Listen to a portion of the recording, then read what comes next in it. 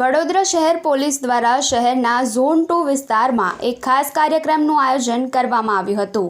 Zone 2 વિસ્તારના police સ્ટેશનો તેરા તુજકો અર્પણ કાર્યક્રમ ગુરુવારે faculty of engineering and technology ખાતે યોજાયો હતો।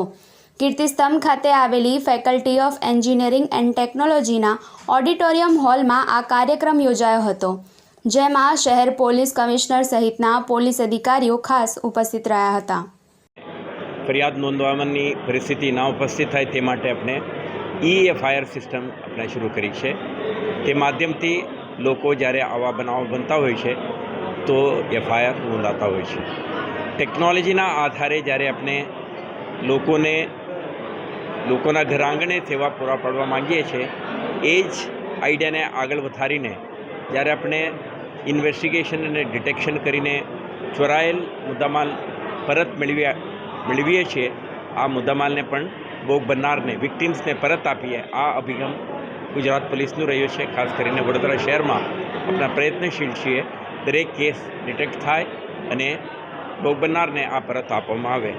આજે આપણે જોયું કે શહેરમાં નોંધાયેલા 87 મોબાઈલ થેફ્ટ કેસીસ અનુસંધાને જે ખાસ કરીને ઝોન 2 અંતર્ગતના પોલીસ સ્ટેશનોમાં પોલીસે કેસ નોંધી પ્રયાસ કરી એક ટેકનોલોજીના માધ્યમથી આજે આ મોબાઈલ ફોન પરત મેળવવામાં સફળ થયા છે। અને આજના આ કાર્યક્રમમાં ભોગ બનનાર નાગરિકોને એક મંચ ઉપર લાવીને આપણે આને પરત પણ આપી દીધા છે।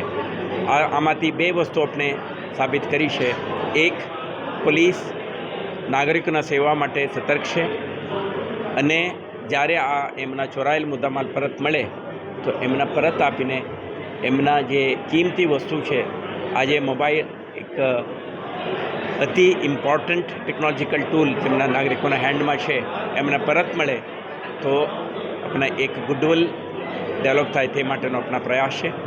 તો ઓલમોસ્ટ 87 વિક્ટિમ્સ આજે આવીને તેઓના મોબાઈલ ફોન પરત મેળવી લીધા છે અને પોલીસ અધિકારીઓને પણ આપણે જે સારા કામ કરનાર અધિકારીઓને સર્ટિફિકેટ વિતરણ કરીને એમને પણ પ્રોત્સાહન આપી છે।